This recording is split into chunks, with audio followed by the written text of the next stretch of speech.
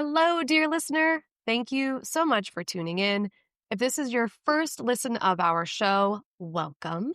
And if you've been here before, we really appreciate you hanging out with us again. I just want to give a quick note that today's episode features a guest who speaks heavily from her experience as a Christian. As you may or may not know, this show is not rooted in any particular religion or belief system. We decided to have her on the show anyway because she has a great message to share around health and wellness, which is the foundation to any successful business or parenting journey. If Christianity does not resonate with you, that's totally fine. I encourage you to listen with open ears anyway, and do your best to translate any Christian references into words that you would prefer to use. So, for example, if you don't believe in God, but instead you use Allah or universe or something else, then every time that this guest mentions God, you can swap out that word for your preferred word. This is personally a method that I use, and it actually works really well in helping me to be able to sift through religious references and better understand what it is that someone is sharing with me. It's overall a great method for being able to hear other people whose opinions and perspectives are different than mine. If religion is a hard pass for you and you just don't want to listen to this episode, we have released an alternative episode today for you to listen to instead. And of course, if you're looking for a double dose of inspiration and you want to listen to both episodes, we deeply, deeply appreciate your support. Thanks again for tuning in, and let's get to the show. Welcome to the Bringing Up Business podcast, where we talk about business and parenting. I'm your host, Kayla Sachet, toddler mom and owner of a marketing and creative agency called Umari Digital. Umari Digital specializes in websites, branding, and marketing for small businesses and solopreneurs. Today's guest, Brandie Nicole Adams, has a lot of great advice to share. She will be speaking mainly to women, but her advice can be helpful for all parents. Brandie Nicole is a certified health coach and the founder of Revealed Healing and the Revealed Healing Blueprint, a transformational program helping women lose fat, build lean muscle, and reclaim their energy through faith-infused, sustainable strategies for full body wellness. With over a decade of experience in health and fitness, Brandie specializes in guiding women to take confident ownership of their health without restriction, confusion, or shame. She equips women with the tools and strategies to care for their bodies from a place of purpose so they can show up with boldness in every area of life. Through her coaching, clients experience measurable improvements in energy, sleep, stress, and self-confidence while deepening their relationship with God and themselves.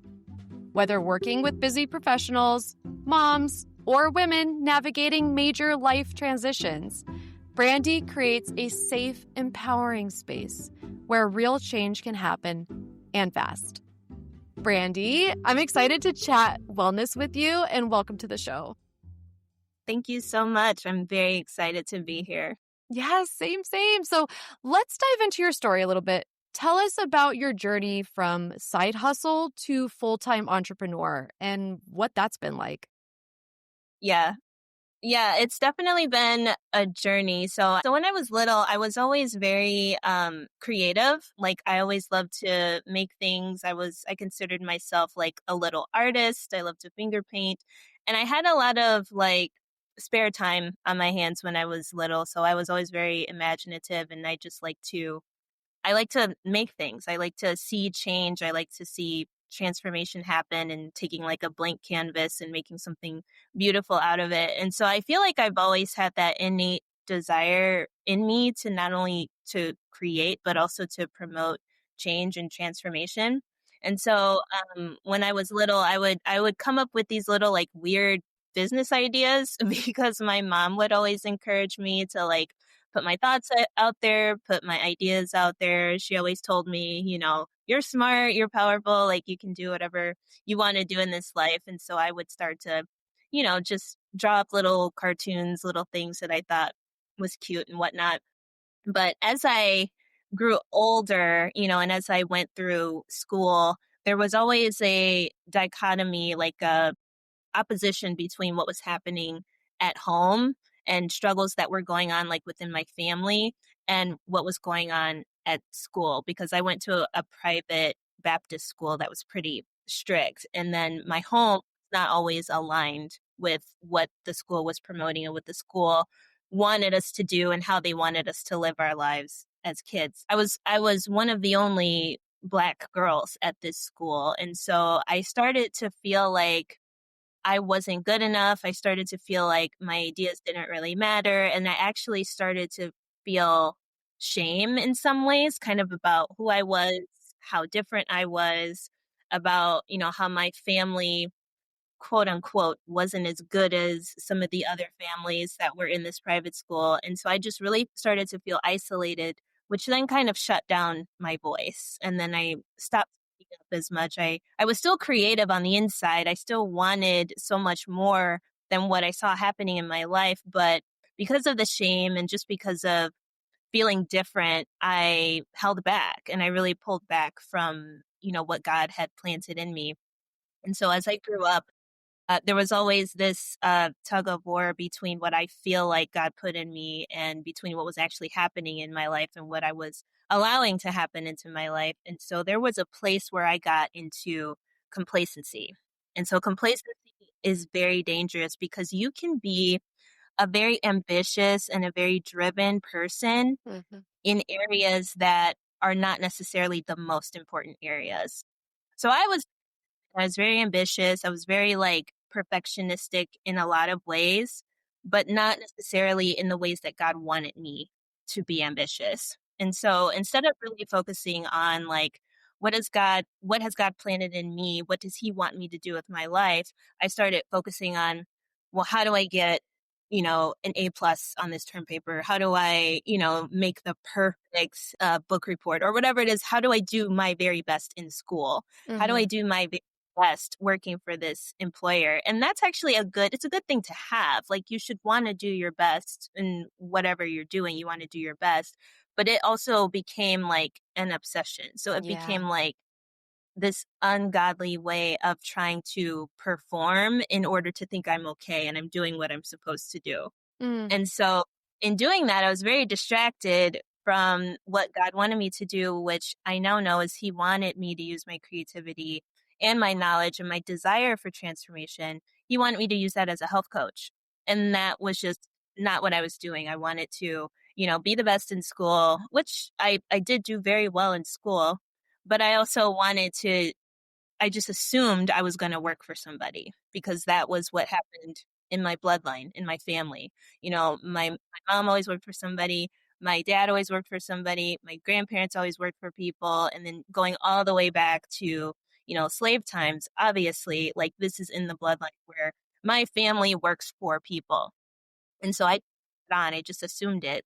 And I assumed if I get out of college, this is what I'm going to have to do. And that literally crushed the dream, the seed that God had planted in me to create a transformational business. Yeah. And so I'm going through all this and I'm going through this war in my calling, but I'm also going through a war like in my own body where I'm starting to feel like, again, in my bloodline, there's a history of, kidney disease, there's a history of diabetes, there's a history of high blood pressure. And what was different about me is that I saw these things in my family line. I saw these things in my bloodline and I wanted to change it. And Mm. so from the time I was very little, I like refused to eat meat. There were certain meats I refused to eat. There were certain things I just refused to eat, not only because I didn't like it, but because I saw everybody else kind of doing it excessively and I didn't want to do that. And my mom was really the only person who taught me about, kind of taking care of your body and like this is what a lot of people do. And, she turned to like diet foods and things that weren't necessarily great, but she had this thing in her mind of like health. And so I took kind of the good parts of that from her and I wanted to kind of do this on my own, because the other thing in school is that I was always just bigger than other kids. Like once I hit like fourth, fifth grade, I was just larger than other girls. And, being one of the only Black girls in the school, that was something where I was uncomfortable. It just really forced more shame and, more negative self-talk on me. And so as I grew up in my teens and even into college and, my early 20s, I really struggled with eating disorders. I struggled with wanting to be really skinny, and I struggled with, overeating and just all these things going back and forth. And it wreaked havoc on my body, of course. When you're losing 30 pounds and then gaining 30 pounds and then gaining another 10 and losing another 20, like your body is going to freak out. Right. No Right. better way to say that. And so all of this was a distraction from my calling, from my purpose, from the business that God had implanted in me. All of these things that I was struggling with: my identity, my size, my food, my health, going to doctors, getting vitamin infusions because I didn't eat for however many days or whatever it was. These were all things that the enemy was using to hold me back from the purpose that God had for me. And, as a Christian, as someone who just loves God, I've always tried to work to prove that I've loved God as when I was younger. And Mm. so as a Christian, I had to grow into a place of just resting and Mhm. listening and allowing God's love to really come over me. And then my love for him, I moved out of my love for him to then change and then turn and repent. So this whole process, this whole sanctification process, like it has been, it has been a process. But I was saved in when I was in fourth grade. And, since then it's like the enemy has been just trying to use all these different things in my life, these different things in my bloodline to really hold back my purpose. And so I finally got to a breaking point where, I just gotten out of like a really toxic relationship, but I was also really still struggling with self image, body issues. And this was way back in 2013. And I was working out like way too much. I was in the gym like several times a day for a couple hours, and I would only eat like a certain limited, very limited calories, like in the couple hundred calories. So I was really in the Oh. throes of a pretty terrible eating disorder. And I was sick, obviously. I was still pushing so hard, and I just heard the Lord tell me, I want you to go to church. Like it was a local church. It was a, pretty big church. It was on a Sunday. And I just remember walking into that church. I just so happened, which we know is, God ordaining me to walk into this community of creatives. It Mm. was a literally community that sits together at church, and they were creatives. And this woman just pulled me aside, and she just kind of took me in, and she was just like, "Are you okay?" And, from that moment, I just became part of the community. I started going to people's houses, being involved in their small groups and their gatherings, getting into the word. And it was in that moment that God told me, like, I'm going to get what I planted out of your life. Like, you will start producing fruit, but I need you to heal. Mm. And when I heard him say he needed me to heal, I said, I know God is going to reveal something to me in this healing. And so I started to heal. I went to the doctors, went to the specialist, started taking the vitamins, started eating properly. And that took some time to figure out like what food is working for me, what food isn't working for me. And that's something that is really important to me as a coach, that women understand like what foods work for you, not just what is popular, not just, Mhm. what thing to do right now. What's the popular food? What's the popular injection? Nothing like that. But what is the food that is going to work for you? And as I surrendered my health and this drive to constantly do the right thing and be the best, as I surrendered that to God, He revealed to me these different layers of healing. Like my digestion started to heal, my depression started to heal, my anxiety started to heal. And finally, I got to this place where I felt so I felt so much better, and I felt so grateful for what God was doing. I was like, I feel like God is calling me to help other women do this. the feeling coming out of a pit and seeing that first glimmer of sunshine. I mean, it's one of those things where once you see it, you can't unsee it. Once God does it, it's not going to be undone. And so I started, doing all of the training to become a health coach. And it was a lot of work. I started doing, all the practice calls, all the educational testing, and all the things that you have to go through. And I was finally certified in 2016. And of course, when you reach a certain level, it's just like training. Like once you reach a certain level of training, you're going to have new problems. Mhm. So once I reached this certain level of healing in my life, once I accomplished a lot of what God wanted to do in me, I encountered new problems. It's kind of like the depression comes back in a new way, the anxiety comes back in a new way, but just kind of an evolved form of these things. Yeah. And I knew that God was calling me to now start my own business. And so what I was afraid of though is I was afraid of like, what if I don't make the money? What about the healthcare? What about the benefits? What about all these things that I have at my Yeah. now job? Because I'm working full time.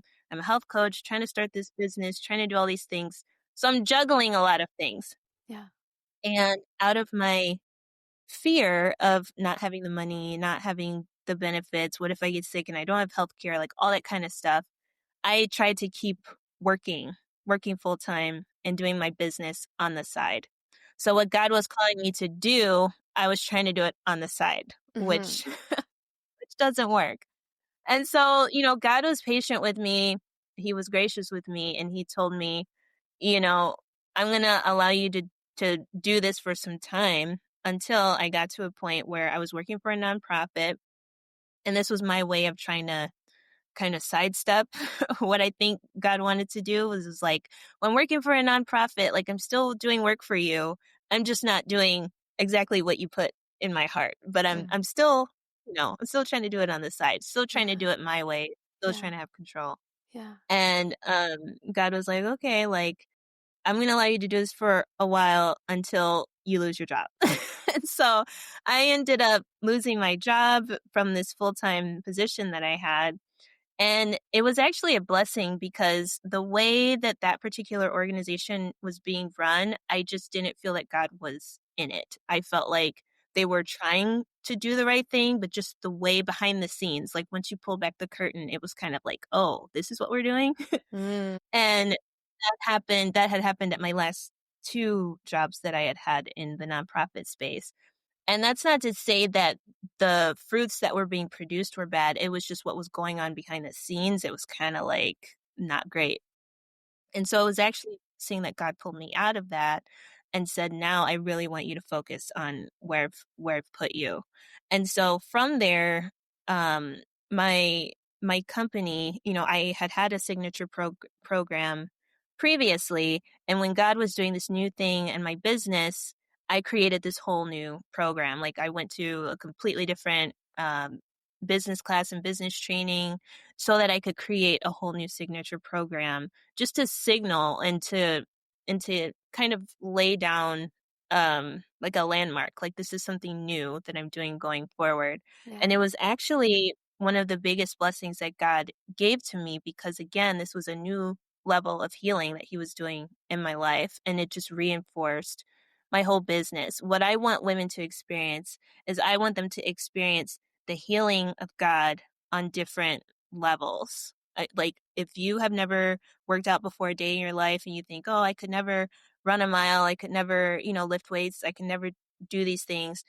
I want women to understand you can do it. And that's the first level of your revealed healing. And there are Yeah. multiple levels that you go through, and you get used to working through the struggle Yeah. because the scripture says, in this world, you will have trouble, but take heart because I've overcome the world. And so because God is with us, because he cares and he plants these seeds in us, he will give us the harvest out of our lives, but we have to surrender and we have to walk in obedience to him. And these are just lessons that I continue to learn over and over in different ways. It's like I go in the gym, I do the same reps, but depending on, what kind of training I'm doing. I'm lifting heavier, I'm lifting lighter, but it's the same discipline of going into the gym and doing the work. When I'm meal prepping, it's the same discipline of coming home and making the food and not doing takeout, not doing, getting delivered to your house, not doing that stuff,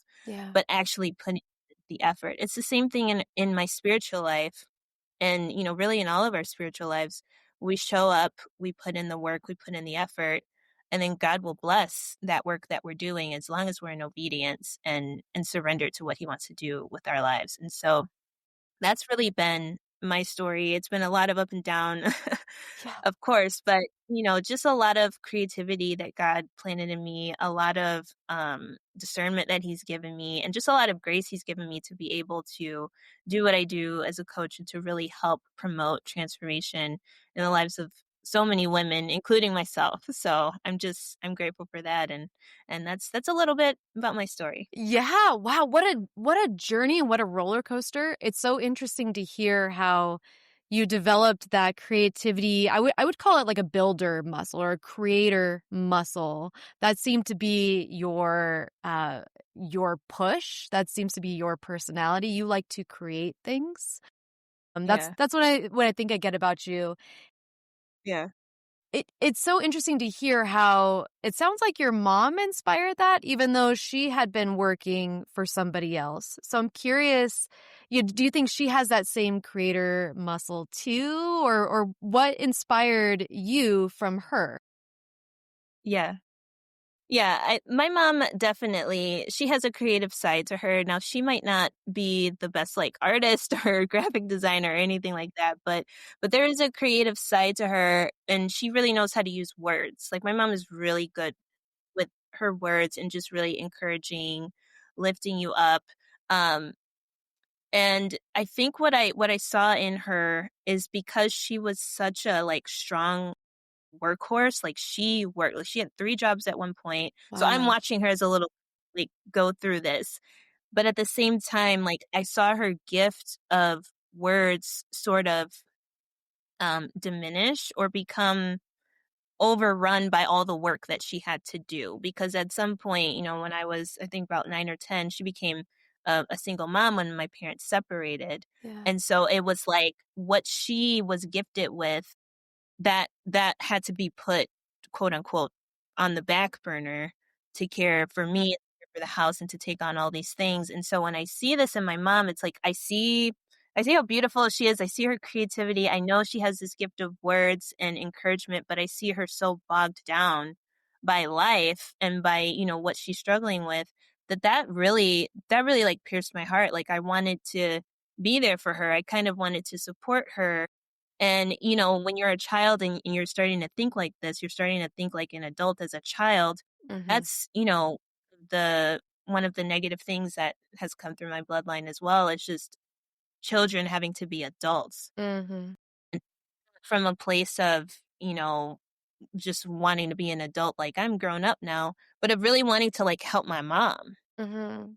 Yeah. So part of that desire, I've always had this desire to help moms. Like Mhm. even when I've been in a small group for like 11 years now and they're all older than me. They're all mothers and I talk to them about health, I talk to them about fitness, we talk about the word and integrating scripture into your fitness life and making that really solidified and something that you can maintain for the long haul. I've just always had a heart for mothers because I know how hard it is because I watched my mom Mhm. struggle.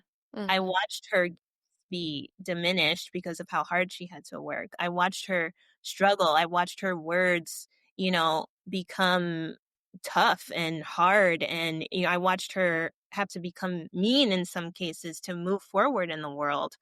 And I don't there's to have to go through that, Yeah. because we all have different gifts. Every mother especially, when they're raising children, they're giving gifts to their children. They're helping their children cultivate their gifts. Yep. And so if the mom is not healthy, if the mom is not operating in a way that is going to be conducive to her growth long term, Mhm. how is that going to impact her children? And Right. so I talk to moms, I always say, like, "How is this, impacting your children?" And some of them, they don't even realize it. They're like, "Oh, like, I haven't really thought about that." Wow, so interesting. If we go back into your story, you are you're a school-age girl. You are the Mhm. one of the only Black girls at your school. So I imagine Yeah. that is sending a message to you about maybe your self-worth. Can you take us through for somebody who hasn't gone through that? Can you take us through Yeah. that just a little bit? What was that like? What could have better supported you in that space, Yeah. etc.? Yeah. Yeah. Well, first of all, I think understanding the context of my home versus the school is very important because my Mhm. home was very it was just kind of like, the TV wasn't monitored, like, so I could kind of watch whatever I wanted. I always had like a parent in the house with me when I was little, but it wasn't like they were necessarily watching me. Like I could be in the kitchen doing stuff. I could, I had kind of access to the whole house, but I wasn't really being watched. Whereas at school, at this, very strict Baptist school, it was like you can't be like with the opposite sex. It's like you can't have a certain closeness to the opposite sex. Like you have to wear, your shirt has to be so many fingers, long. Like it can't be lower than this, or like your skirt has to be to the middle of your knee. You can only wear certain colors of nail polish. And so it's like the school was very strict and my home was very much not. And so Yeah. as a child, that was very strange for me to like say, "Oh, we're going to go to the movies and watch The Lion King, but like if anybody from school sees me at the movies, I'm going to get in trouble." So I was always kind of confused as to like, okay, God is at school, but God's not at home, or like is he at home? Is he mad at me when I'm at home?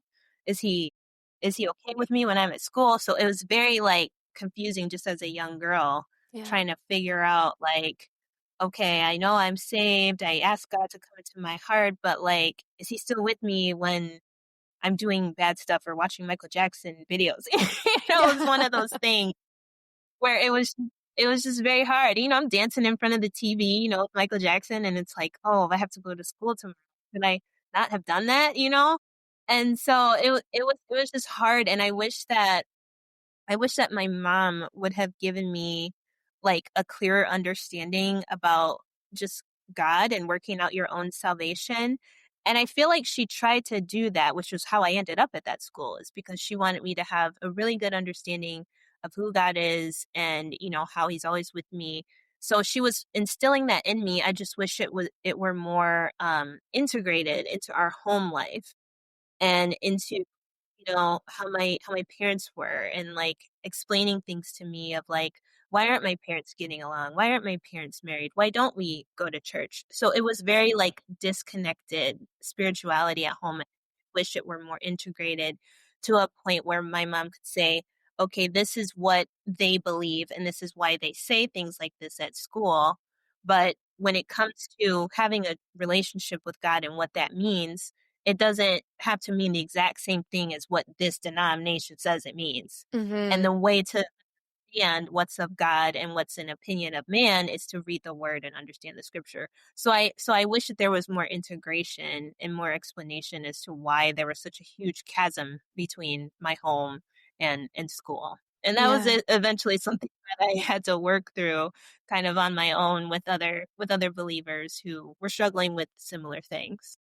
I could see that being confusing because you're getting a very strong message at school, and then at home you're Yeah. almost getting no messaging or very little messaging, and so you as a child have to put the pieces together yourself, which can be very scary. When we're kids, we crave structure, we crave stability, and we want adults to step in and help guide us through life.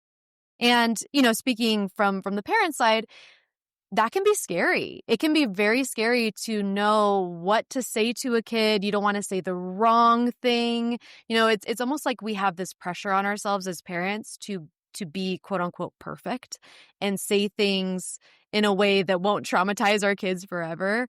But it is important to give ourselves grace as parents in understanding like, hey, we're we're almost guaranteed to mess up. It's just a fact of life. We're going to make mistakes. We are human. And maybe there's a value in that, in showing up, making the mistake, and then showing up again and just saying, hey, I made the mistake because I'm human. And Yeah. that's what adults do. We make mistakes and it's okay. We don't have to be this cookie cutter perfect. Yeah. That's so Yeah. true. And that's what I talk to is like this balance between discipline and grace. Because as a parent, it's like, of course, you have to have discipline as the leader, as the parent, but you also have to give yourself grace as well. And as you're walking through this, know that you're not a robot, know that you're Mm-hmm. not supposed to be perfect. It's not possible to be perfect. And so keeping that discipline and grace in balance, it can be very difficult. And I know that that's something that moms especially struggle with when their choices and how they're doing things will impact their children. It's really easy to shame yourself. It's really easy to talk negatively to yourself and just Mm-hmm. continue down on that spiral. But that balance of discipline and grace is so important. It's so important. Yeah, yeah. It sounds like we have to first recognize that we are speaking to ourselves negatively before we can say, "Oh, hey, we actually have an issue here." Now we can take the Hmm. first step in getting to health, right? So first we identify our negative self-talk, we recognize it, we accept it, we say this is actually what's happening, and then we can move forward. What what does that or what can that negative self-talk sound like? I mean, for somebody who's been speaking it to themselves for all their life, how would you even know that that's negative and that's making an Yeah. impact on you? Yeah. Yeah. There's a level of vulnerability that has to come out. And so if you're just talking to yourself negatively, but you're not actually sharing what your thoughts are with other people who are safe people, then nobody's going to know. So you have to have a level of vulnerability and a level of discernment to know who to share these things with. So a lot of times, when I talk to women who are, just want to know what I do, and, we hop on a strategy call together to see if, it'd be a good fit to work together. I hear the negative self-talk come out and I hear, oh, I know I should be doing this and I haven't done it. I know it's so dumb to know what to do and then to not do it. It's like, whoa, like where did that come from? It's like, or like, I know I gained 20 pounds and, I'm so fat right now and I hate looking at myself in my clothes. It's like, wow, that's actually really an abrasive thing to say to yourself. Like, yes, you might feel sad. There's an emotion behind that. You might feel sad about gaining weight, but then to actually do damage to your mind and your soul by saying these things about yourself, it's almost like it's okay to have the feeling of sadness, but then to act on that and actually do damage to yourself because of that feeling. That's what we have to break apart. It's okay Mhm. to be sad, but don't Mhm. do damage to your spirit. Don't do damage to your mind by reinforcing this negative idea about yourself, which isn't even true. And so Yeah. a lot of times it's in those strategy calls, it's in those initial calls where I will actually point at what's being said and I will say, do you hear what you just said? You just said you gained this weight and you know that you're dumb for gaining the weight and now you're unhappy with how you look and you just totally tore yourself apart. And I will ask them, I'll say, did you hear yourself say that? And a lot of times they don't know how to respond. They're just like, oh, like I've just always thought that. And so it's the emotional piece. And this is the part of me that really feels bad for the moms who are struggling with this, because I know that when they say it fast like that, I know that that's something that's been stewing. That's something that's been marinating. And now, a quick message from our sponsor. If you've ever played golf, you know that it's more than just a game, it's a statement. Omnix Golf is providing golfers a bold new way to express themselves on and off the course. Their premium golf bags and accessories combine top-tier functionality with standout style, empowering you to bring personality to your play. Whether you're aiming for a clean, classic look, like my Omnix golf bag, or you're looking for something that turns heads at the tee box, Omnix has you covered with gear that's as unique as your fashion. Designed for performance and built to last, every Omnix golf product reflects their commitment to quality, innovation, and individuality with unmatched unrestrained, and vividly bold golf bags. If you're ready to elevate your golf game and style, visit onyxgolfusa.com and try a new bag with their 6-month guarantee. And you can save 10% on your Omnix Golf order with coupon code BUB. That's onyxgolfusa.com, coupon code BUB. Let your gear speak for you, because at Omnix Golf, the course is your canvas. Thank you for staying with us, and back to the show. Okay, so it sounds like working with a professional to help find our blind spots, find where we're talking to ourselves negatively, because we might not be able to see that ourselves. So working with somebody else, they can help spot it for us. Would you say that's one of the major benefits of working with a professional, or what are your thoughts? Yeah, I would definitely say that's a major benefit just because even a professional, I mean, different people need different things. So whether it's a counselor, therapist, a coach, even a close friend, it's really up to the person to want the help, and it's up to that person to be willing to be vulnerable in the areas that they need to be vulnerable in. And so similar to what I was saying previously in my own story, where I would focus on a lot of things that were good, but weren't like the most important thing. Mm-hmm. The person who needs the help has to be willing to focus on the most important thing and to trust the professional to help walk them through that process that they need to walk through. So as long as the person is vulnerable, honest, and willing to sort of submit to help from a professional, then I mean you will see benefits as long as you're doing the work and maintaining that vulnerability. I would say that, it's absolutely necessary. Like I still have a counselor. I still work with Yeah. different coaches at different times. And so I would say it's absolutely necessary to get the help. Yeah, I can see how we level up in different parts of our life and in our business. And in doing so, now, like you said before, we're facing new problems, new challenges. Yeah. And so maybe before we've worked with a professional and then we stopped because we were able to succeed or get to where we wanted to go. But now we've Hmm. leveled up and now we're facing new challenges. It's okay to reach out to a professional again. It's Yeah. totally okay. We are constantly evolving beings. We're never going to be Hmm.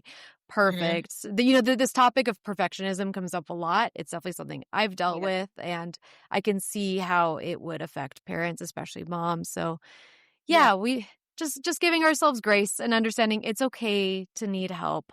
Totally Yeah. fine. What can be some red flags for us to know, oh wow, I am facing a struggle. I need help. How would that manifest in our bodies, maybe even our minds? What does that look like? What does Mm. that struggle look like?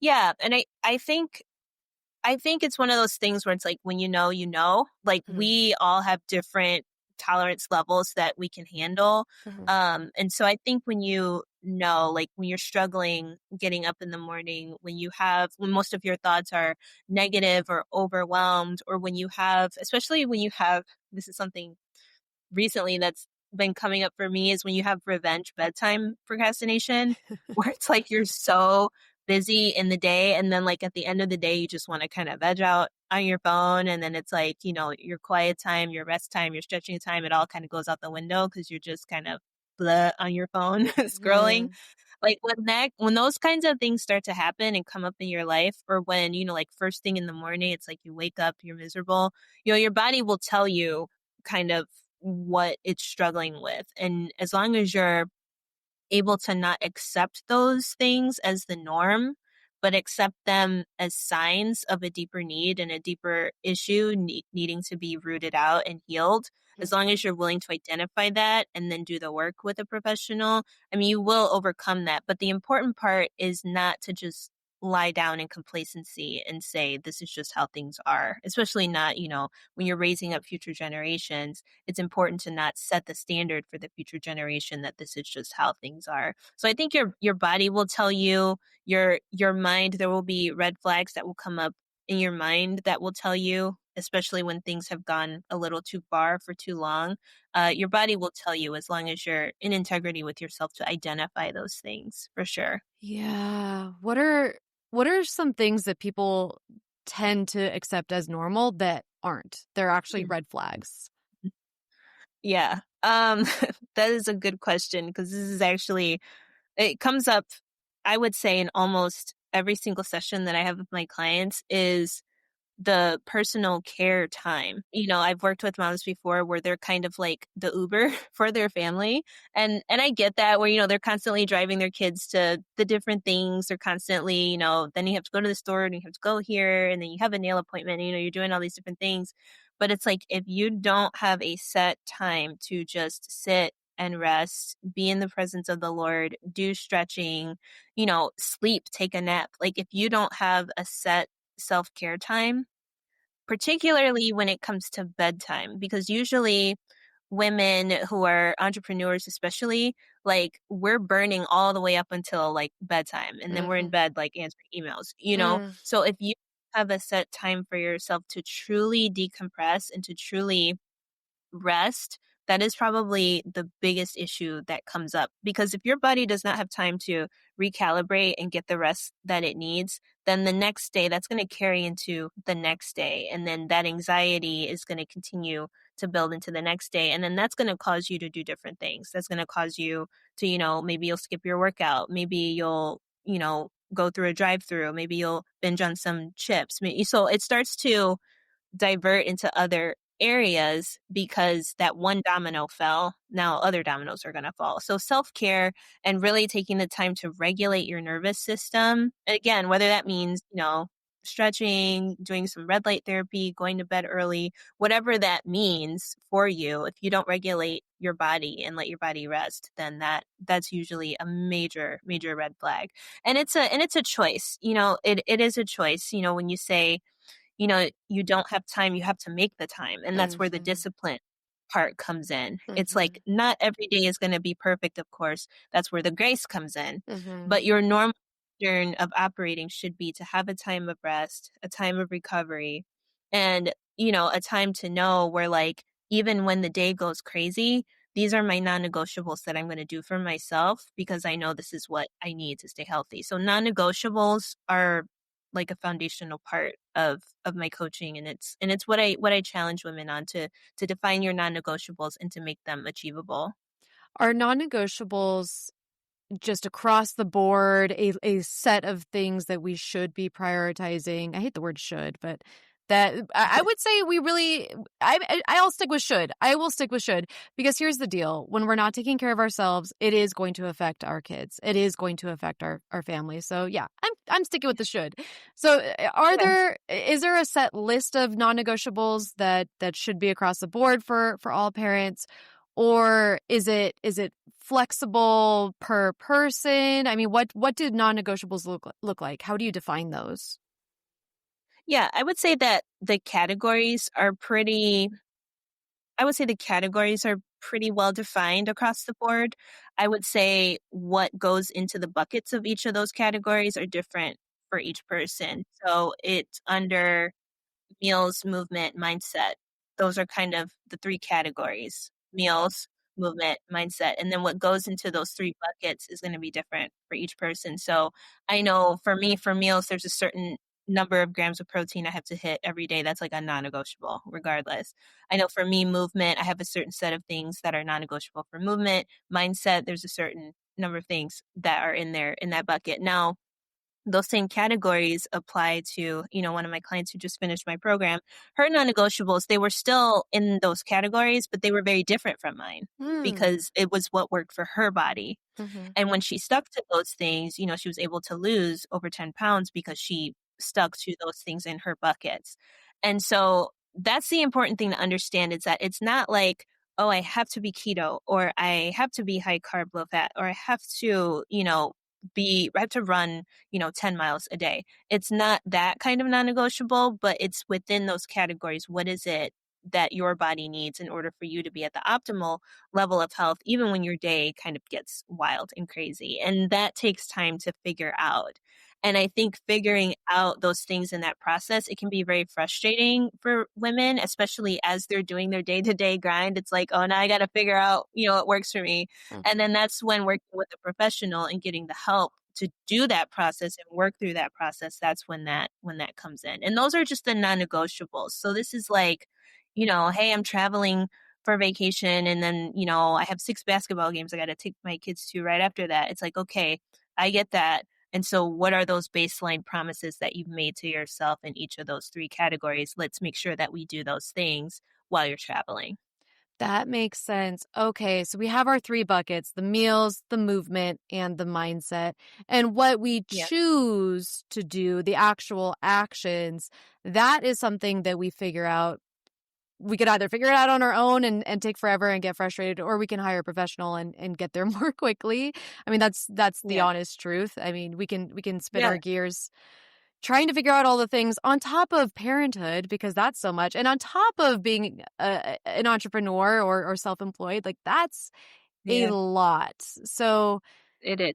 and I have to speak to our DIY crowd because they like to do everything themselves, but there Yeah. is a value in delegating and hiring out Mm. and building that Mm. team. Uh, Yeah. I know for me, when I've gotten to the point where I've grown so much as a freelancer. I don't know if many people know my story. I grew as a freelancer, then I decided to turn that into an agency and hire a team because I just couldn't do everything myself. And Mm. I was not only hitting a mental wall where I was just exhausted and working really, really long days. This was before I had my son. But I was also hitting a financial wall. I wasn't able to level up in that way either. There were these different walls that I Mhm. was hitting. And so when I was able to hire the team, whether it was another graphic designer to help or a developer to help with some coding here and there, all the little nitty gritty stuff. But Uh-huh. also, I hired a life coach. I got a business Mm. mentor. Those things helped me out too with my mental bucket and figuring out how that all functions. So yeah, there's definitely a value in hiring out, y'all, especially my DIYers. Yeah. Listen up, please. Please, please, please. You don't have to do it all yourself. And speaking to our moms specifically, we have a lot on our plate. And parents in general, we really do have a lot on our plate. And so it's really easy to fall into the trap of everything is a priority. Oh, now there's this new Mm. fire that just lit up, this new emergency. That's a priority now. So I like the way that you word non-negotiables and Mm. remembering that our non-negotiables help to fuel us as human beings, as parents, also as business leaders too, because we need our bodies and our minds to be well in order to do all the other things in our world. So I don't Yeah. know. Yeah. That's my little soapbox, Brandy. Is there Yeah. is is That there is true. That is so true. is there anything that you'd like to add on to that, or anything that you would like listeners to know? Yeah, I just love that you brought up the DIY part. Like, as a former DIYer who like tried to have a full-time job, tried to do everything on my own, tried to do everything for free, it was all like on me to Mm-hmm. figure out and to do. And so when I Mm-hmm. really came out of that and like started this new place in my business where like this is the point where I'm starting new, like I had to invest in business coaches. Like I had to invest in like, hey, how do I really make this something that can be scalable? And Mm-hmm. just to what you were speaking to, and I came from a design background too. That's what I went to school for, where it was like, I had the blank canvas in front of me and I was responsible for kind of like creating this thing. And I love to create. So it was like I took that mindset, which is a good mindset to have, but I tried to apply that to kind of everything. Like I have to create, I have to build from the ground up, I have to do all these things. And Mm-hmm. I Mm-hmm. see a lot of moms who do that where they're like, Mm-hmm. this is all on me. Like if it's going to get done right, I've got to do it, that kind of mindset. And it's like, no, that is the quickest way for your family to lose the best of you is when you are trying to DIY everything. And it takes a toll on you. It takes a toll on your family. It takes a toll on your future, your Mm-hmm. kids' future, because God forbid you have a daughter who sees that and they have that same mindset, oh, I just gotta, I mean, you would hate that.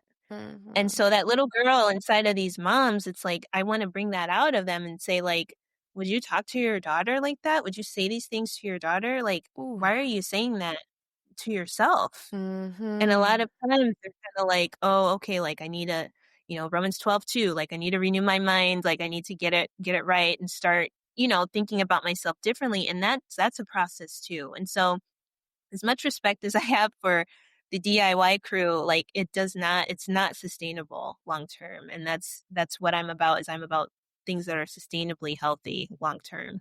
Yeah. It's so true. Yeah, the way that we speak to ourselves can translate to our children, whether we're aware of that or not. So that's definitely a pothole we can avoid. We have the power to avoid affecting our children and their self-talk with our own negative self-talk. Oof, what a powerful reason to get well and take care of ourselves. Yeah. Oh, Yes. Brandie. Yeah, for sure. Well, thank you so much for sharing all of your gems with us today. I don't know about you all listeners, but I am inspired to take care of myself more now, more than ever. Seriously, thank you.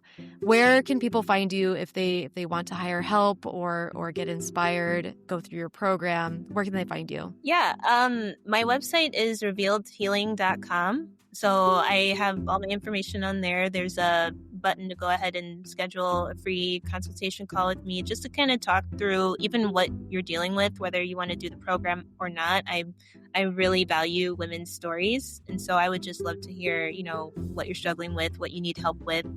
So that's my website, is revealedhealing.com. And I'm very active on Instagram. That's where I post I have a lot of free resources on Instagram, a lot of reels, both funny and serious as it relates to health, faith, and fitness. And on Instagram, I am at Revealed Healing Coach. Beautiful. Thank you so much for your time today, Brandie. We appreciate you. Of course. Thank you, Kayla. It's a blessing to be here. Thank you for joining us on Bringing Up Business. If you could, please take a moment to subscribe to and rate the podcast on Apple, Spotify, or wherever you get your podcasts. You can follow us on Instagram at bub.podcast. That's BUB.podcast. Finally, we'd love to get your feedback. If you have a comment or a guest idea, please let us know on our website, bringingupbusiness.com. Until next time, thanks for joining us. Say bye-bye. Bye-bye. Say bye-bye. See you later. Bye-bye. See you later.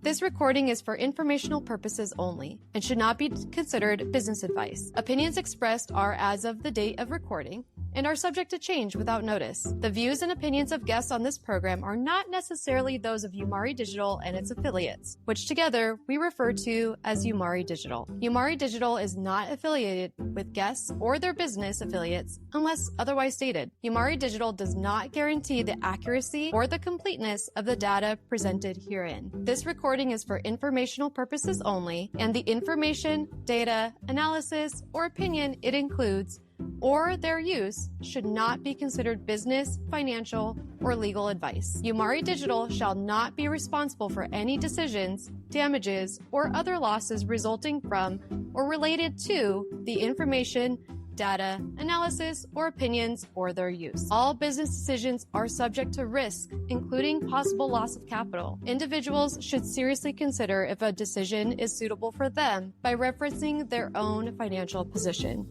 Thank you.